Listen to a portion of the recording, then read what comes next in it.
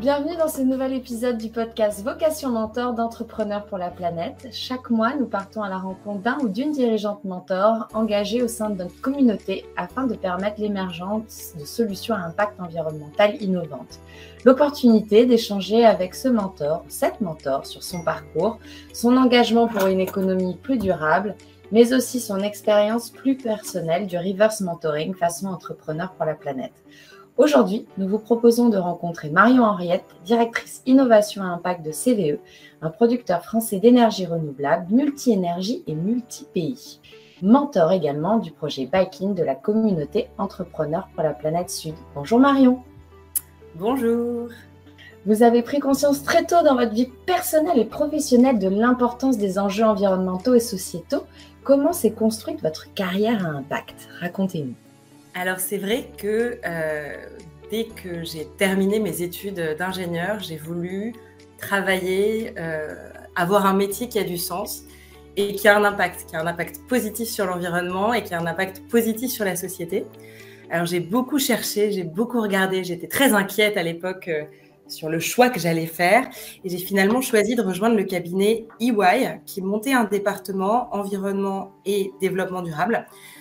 Dont l'objectif était à la fois de travailler pour des acteurs publics, le ministère de l'Environnement, l'ADEME, la Commission européenne, la Banque mondiale, sur des études sur des sujets clés comme les énergies renouvelables, la gestion des déchets, mais qui travaillait aussi pour des entreprises sur le développement des premières stratégies RSE, responsabilité sociale de l'entreprise. Donc j'ai fait ça pendant 4 ans à Paris.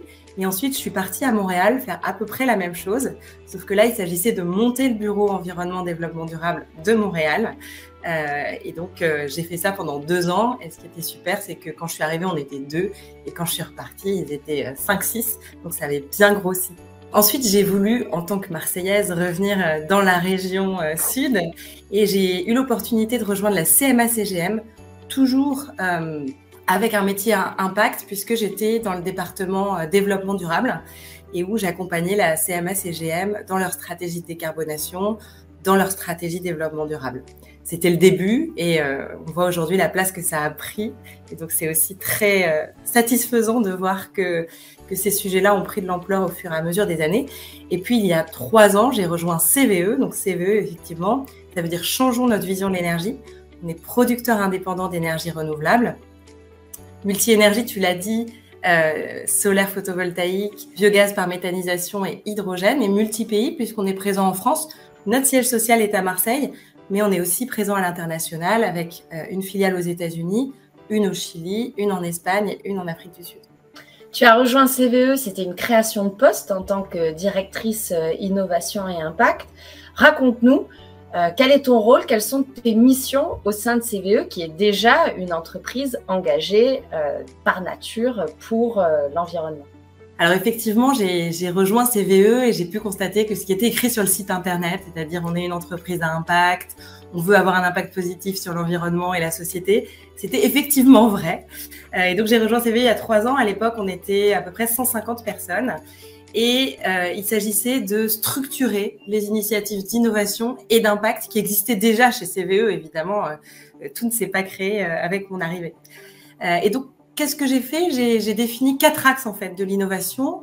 Le premier, c'est les innovations technologiques. Le deuxième, c'est les innovations dans les modèles d'affaires. Le troisième, c'est les innovations pour optimiser nos actifs. Et le quatrième, c'est de faire tout ça en maîtrisant notre impact, voire en augmentant notre impact. Parce que chez CVE, l'innovation est très liée à l'impact puisqu'on pense que l'innovation doit servir l'impact. Une entreprise, elle doit faire pivoter son business model pour pouvoir avoir encore plus d'impact environnemental positif et encore plus d'impact social positif. Donc, c'est ça qu'on fait. Et donc, à l'innovation, on a un process innovation dans lequel, au début du process, il y a plein de petites idées, plein de petites bulles qui émergent, qui viennent du terrain, de nos clients, d'un article qu'on a lu, etc. et des idées qu'on a envie de creuser. Et petit à petit, cette idée, elle passe à travers le process et puis elle passe différentes passoires à poisson, disons. Et il y en a qui restent bloquées parce que finalement, l'idée n'était pas bonne ou alors elle devra être développée plus tard. Puis il y en a qui passent. dans l'idée de devenir petit à petit eh bien, quelque chose qui n'est plus du tout de l'innovation, mais qui est quelque chose de courant chez CVE. Et donc, c'est ainsi qu'on a développé des nouvelles offres, des nouveaux outils chez CVE qui nous aident à être agiles et à répondre à ce marché de l'énergie qui est extrêmement mouvant. Est-ce que tu as des exemples de ces nouveaux outils qui ont pu être mis en place au sein de CVE? Oui, tout à fait. Il y a notamment un outil qu'on a appelé le TIC-ETIL, qui veut dire taux d'impact carbone et taux d'impact local, par référence un peu au TRI, donc qui est l'indicateur qui mesure la rentabilité économique des projets. Nous, on a voulu aussi mesurer la rentabilité environnementale et la rentabilité sociale des projets. Et donc, pour chacun de nos projets solaires, on mesure à travers ce nouvel outil son impact économique pour l'entreprise, bien sûr, mais aussi son impact carbone et son impact local. Et son impact local, on va le mesurer en nombre d'emplois créés localement sur les territoires, en valeur ajoutée créée sur les territoires. L'idée à terme, c'est vraiment d'avoir ce qu'on peut appeler un business plan à impact, d'avoir un outil d'aide à la décision qui nous permette de prendre une décision non pas uniquement basée sur des critères économiques, mais basée sur 3 critères: économique, environnemental et social. Donc voilà un exemple d'outil qu'on a développé. Peut-être que je peux aussi te donner un exemple d'offre qu'on a développée à l'innovation. On a une offre qui s'appelle Respireflex. Respireflex, qu'est-ce que c'est? C'est un service une forme de location de kits solaires pour des industriels, des entreprises qui souhaitent s'alimenter en électricité solaire, en autoconsommation, qui vont installer sur leur terrain des kits solaires. Mais peut-être que ces entreprises, elles n'ont pas la possibilité ou pas l'envie de s'engager pendant 20 ans à avoir les kits solaires sur leur terrain. Et nous, ce qu'on leur propose, c'est une solution flexible d'installer des kits solaires au moins 5 ans. Mais si au bout de 5 ans, elles en ont marre, elles ont envie de faire autre chose, de s'agrandir, etc., eh bien nous, on récupère les kits et on va les installer ailleurs.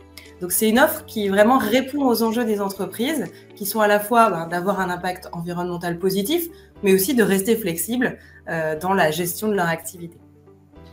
On parle d'énergie, il y a l'eau qui est une force qui tient une place à part.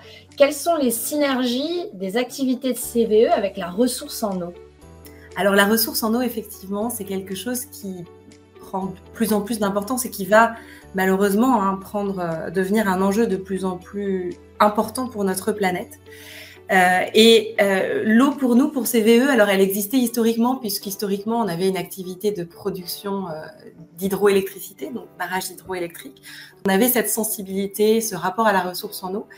Mais ce qui est intéressant, c'est qu'on a réussi à trouver des synergies entre la production d'électricité et la gestion de l'eau, notamment à travers notre activité de agri-PV, donc agrivoltaïsme. Qu'est-ce que c'est? L'agrivoltaïsme, c'est installer des panneaux solaires sur des terrains agricoles en garantissant des synergies entre la production agricole d'un côté et la production électrique de l'autre. Et nous, ce qu'on a voulu faire, c'est dire, OK, il y a la production agricole, la production électrique, mais pourquoi on ne rajouterait pas une 3e dimension qui serait la ressource en eau? Et donc, on a construit un prototype. On a discuté notamment avec des startups de l'irrigation intelligente, de systèmes photovoltaïques qui s'installent au-dessus de poiriers et qui vont permettre de récupérer l'eau de pluie, de la stocker et de la redistribuer au sol, mais de manière intelligente, c'est-à-dire au moment où le sol en a besoin. Donc voilà un exemple de synergie entre la production d'énergie et l'eau. Et puis peut-être pour rajouter un dernier point, comme je l'ai dit au départ, CVE est aussi présent dans la production d'hydrogène. L'hydrogène, qu'est-ce que c'est? Ce sont des molécules, en fait. La production de dihydrogène, c'est 2 molécules d'hydrogène. On a besoin d'eau et d'électricité. Et ça ne vous aura pas échappé, la production d'hydrogène est devenue très médiatique, très importante pour la France, avec des objectifs majeurs. La France prévoit 6,5 gigawatts de production, d'électrolyse pour produire de l'hydrogène à l'horizon 2030. Et bien tout ça, ça va nécessiter de l'eau. Et donc, il va falloir qu'on ait une réflexion sur comment utiliser cette eau de manière raisonnable et raisonnée. Et ça va vraiment dépendre des territoires. Donc, l'eau, c'est vraiment très synergique avec l'énergie.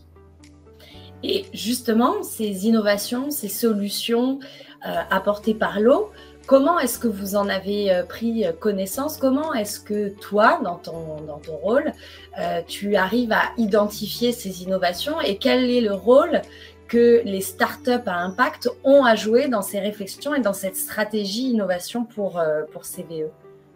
Alors effectivement, tout à l'heure, je te parlais du process innovation dans lequel on a des idées qui émergent au départ, qui viennent du terrain. Quand je dis que ces idées viennent du terrain, elles viennent à la fois des collaborateurs CVE qui sont sur le terrain, qui discutent avec des clients, mais elles viennent aussi de nos rencontres avec d'autres acteurs économiques, en particulier les startups, qui vont nous proposer des idées nouvelles, qui d'ailleurs, pour la petite histoire pour l'eau, peuvent au départ paraître complètement décorrélées de l'activité de CVE, et puis finalement on se dit, bah tiens, ça pourrait avoir finalement un lien. Et donc moi, dans le cadre de mon mentorat à Entrepreneurs pour la planète, j'avais rencontré la start-up Telaqua, qui est une start-up marseillaise d'irrigation intelligente. On avait pas mal discuté, et puis c'est un petit peu grâce à cette discussion qu'est né le projet dont je te parlais tout à l'heure, qui est le projet d'agrivoltaïsme synergique avec la ressource en eau. Donc clairement, les startups à impact vont nous aider à avoir des nouvelles idées et à trouver des liens entre notre activité principale et puis les innovations qu'on pourrait faire émerger. Et ces startups, vous les connaissez grâce à des réseaux, à des communautés, comme par exemple celle d'Entrepreneurs pour la planète, mais d'autres. Ça fait partie en fait de ton travail d'aller à la rencontre de ces startups, de les cartographier. Absolument, ça fait partie du travail et alors quand on commence à mettre le doigt dedans, on se dit oh là là, mais c'est infini en fait, comment vais-je faire pour avoir une vision globale de l'ensemble des startups à impact qui existent en France? Et heureusement, il y a des réseaux qui nous aident. On est, par exemple, CVE est membre de Cap Énergie, qui est un pôle de compétitivité qui va rassembler les différentes entreprises, mais qui va plutôt focaliser sur l'énergie. Mais déjà, ça va nous donner les premières catégories de startups. Ensuite, effectivement, on a des réseaux comme Entrepreneurs pour la planète qui vont nous mettre en lien avec des startups. Alors là, pour le coup, qui sont à impact, mais qui peuvent ne rien avoir du tout avec l'énergie. Et puis, on a d'autres réseaux auxquels on essaye de se raccrocher, qui existent en France et à Marseille en particulier. Tu parlais justement de la diversité des profils et des enjeux adressés par les solutions à impact membres de la communauté Entrepreneurs pour la planète. Dans ton expérience de mentor au sein de la communauté, tu as choisi un projet qui n'a rien à voir, a priori, avec tes missions au quotidien de CVE. Est-ce que tu peux nous en dire plus de pourquoi ce choix du projet Baikin et nous le présenter? Oui, alors tout à fait. Alors effectivement, moi, finalement, quand j'ai décidé d'être mentor entrepreneur pour la planète, c'était à la fois un choix personnel, une envie de découvrir ce qui se faisait sur mon territoire comme nouvelles idées, et puis avec une petite idée professionnelle de me dire en même temps, ça va me permettre de rencontrer des startups à impact, et finalement, dans mon rôle de directrice de l'innovation, ça va aussi pouvoir m'apporter. Mais je dirais que dans le choix de la startup Baikin, qui développe des conteneurs pour pouvoir garer, des conteneurs parking à vélo en fait à disséminer dans les villes pour pouvoir faciliter le stationnement des vélos et développer l'usage du vélo en ville. Ce qui a guidé mon choix, c'était vraiment un choix personnel parce que je suis une cycliste, je suis aussi une maman de 3 enfants, donc j'ai un vélo très long qui permet de transporter de nombreux enfants à l'arrière. Et j'avais un gros souci, c'était de me dire mais je vais jamais pouvoir garer ce vélo en ville, je vais avoir trop peur de me le faire voler. Et donc cette solution répond complètement à mon besoin. Et donc c'est pour ça que je suis allée vers Baikin. Et ensuite, dans le travail avec Baikin, en fait, c'est un travail donc d'aider à structurer un petit peu les idées, à définir le business model, à identifier les parties prenantes. Et donc, ce travail, c'est quelque chose, en fait, qu'on applique, que moi, je peux appliquer dans mon métier, et donc qui a pu leur apporter, mais qui a aussi pu m'apporter en me disant, bah, tiens, c'est intéressant de voir que pour une start-up comme ça, eh ben, vraiment, le développement d'un business plan à impact est très important. Et donc, c'est là que je me suis dit, bah tiens, mon outil TIC est-il il est vraiment intéressant, il pourrait être intéressant pour des startups comme ça et je devrais l'appliquer à l'ensemble de mes innovations que je suis en train de développer. Donc finalement, c'était vraiment du donnant-donnant, je pense. C'est-à-dire que moi, j'ai pu apporter ma capacité à structurer, à formaliser des business models, à connaître un petit peu l'écosystème local. Mais le projet lui-même m'a beaucoup apporté aussi dans ma réflexion sur, mais finalement, comment mesurer l'impact d'une nouvelle innovation. Il faut le mesurer d'un point de vue économique, mais il faut aussi le mesurer d'un point de vue social et environnemental. On reçoit autant qu'on apporte. Un dernier mot à adresser aux dirigeants, cadres dirigeants qui ne savent pas comment engager la transition écologique de leur entreprise ou qui se demandent si à leur échelle, ils peuvent agir. Bah, je pense que ce que je viens de raconter comme petite histoire pourrait s'appliquer à n'importe qui. Et moi, j'encourage vraiment tous les dirigeants d'entreprise qui s'interrogent justement sur mais comment est-ce que je peux faire pour mieux intégrer la transition écologique, à agir sur les deux fronts, c'est-à-dire à commencer effectivement en interne, à structurer, à voir les initiatives qui sont en cours, etc. Mais aussi à surtout pas rester le nez vers l'interne et à se tourner vers l'externe, à aller voir des entreprises, des startups qui ont peut-être rien à voir avec leur activité, mais qui ont probablement beaucoup à leur apporter. En tout cas, moi, c'est ce qui m'est arrivé. Merci Marion. Merci beaucoup.